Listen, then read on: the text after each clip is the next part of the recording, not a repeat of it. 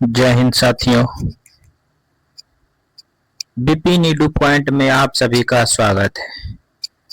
तो आइए आज हम बीपीएससी एईडीओ के द्वारा जो एग्जाम संपन्न हुई है उसका कुछ प्रश्न को देखते हैं। तो आइए, सब स्क्रीन पे आप क्वेश्चन देख रहे होंगे।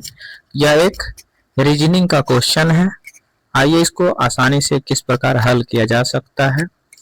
तो देखिए स्क्रीन पे, जैसा कि आप लोग देख पा रहे होंगे, क्वेश्चन बहुत बड़ा दिख रहा है, लेकिन इसको अगर थोड़ा सा पॉज करके वीडियो आप बनाने की कोशिश कीजिए ध्यान दे करके, तो चुटकी में बन जाएगा।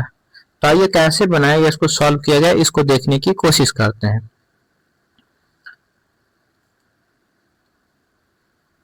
तो देखिए क्या है, पहला कॉलम को तीसरा कॉलम के साथ लिए, चौथा कॉलम के साथ लिया, 3 गुना 3 कितना हो गया है, 9 हो गया है।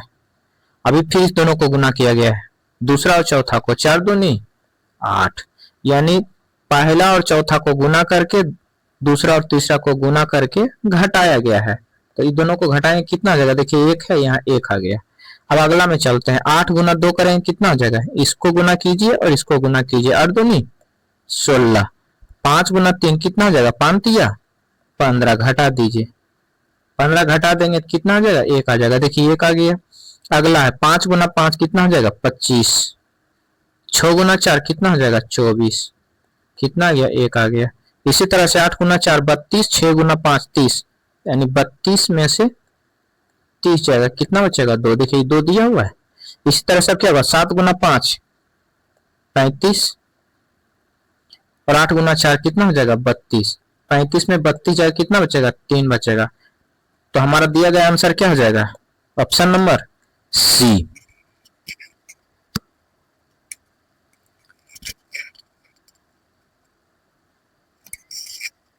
चलिए इसी तरह से अब अगला प्रश्न देखते हैं।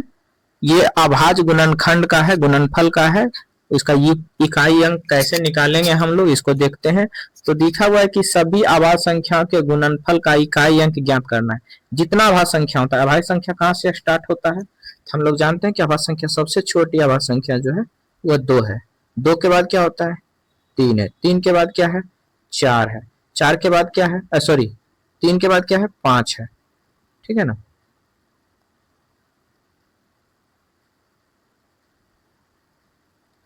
5, 5 के बाद क्या है, 7, 7 के बाद 11, 13, डॉट डॉट सोन। अब आगे हमको जाने की जरूरत नहीं। अब इसको ध्यान से देखिएगा, सबको क्या कर रहा है, गुना करने के लिए इसको क्या करना है कि सभी को गुना करना है। गुणनफल करेंगे तब कहता है कि इसका इकाई अंक क्या होगा, यूनिट डिजिट। तो हमको ज्यादा देखने की, अगर पूरा जब गुना करने लग जाएंगे तो हो भी नहीं पाएगा, लेकिन हमको यूनिट डिजिट निकालना है। तो ऐसा टर्म देखना है कि क्या कहीं पे 0 आ रहा है। तो देखिए यहाँ पे क्या दिया हुआ है, 2 दिया हुआ है। यहाँ पे क्या दिया हुआ है, 2 दिया हुआ। यहाँ क्या दिया हुआ है, 5। 2 गुना 5 करें कितना हो जाएगा, 10 हो जाएगा। यानी इकाई अंक क्या हो गया हमारा, 0।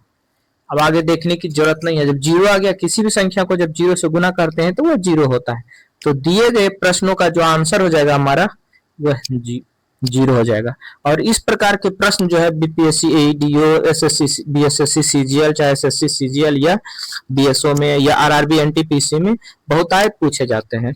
तो ध्यान से इसको बनाने की कोशिश करना है। चलिए नेक्स्ट प्रश्न की ओर हम लोग चलते हैं। अगला प्रश्न देखते हैं किस प्रकार का है। देखिए इसमें दिया हुआ है कि 1, 3, 5, 7, 9 मतलब विषम संख्या लिया गया है, इसका भी इकाई अंक पूछा गया है। तो इकाई अंक पूछा गया, ये किस में पूछा गया है, यूपीएससी सीएससी सेट, सी सेट 2025 में। 2025 में 2 पेपर होता है, एक होता है जीएस का, दूसरा होता है सी सेट का, जिसमें मैथ, रीजनिंग और बहुत सारी चीजें पूछी जाती है। तो इसमें भी इकाई अंक पूछना है। तो देखिए इसमें इकाई अंक गुना करेंगे तो हमारा यहाँ पे क्या दिया हुआ है, 5 है। जब किसी भी संख्या को 5 से गुना करते हैं तो उसका इकाई अंक हमेशा 5 होता है। देखिए यहाँ 5 दिख रहा है, तो 5 से अब किसी को गुना करिए, 1 गुना 3 3 हो गया, 3 गुना 5 5, अब 5 आ गया। 5 अब किसी को गुना, 5 गुना 7 35, यानी 5, फिर 35, 5 गुना 9 45, इसी तरह गुना करते हैं। इकाई अंक हमारा क्या हो जाएगा, 5 आ जाएगा, यानी ऑप्शन नंबर सी हो जाएगा। ठीक है, तो वीडियो कैसा लगा कमेंट करके जरूर बताइएगा, और इसी तरह के और वीडियो प्राप्त करने के लिए हमारे पेज को फॉलो कर लीजिएगा। Thank you.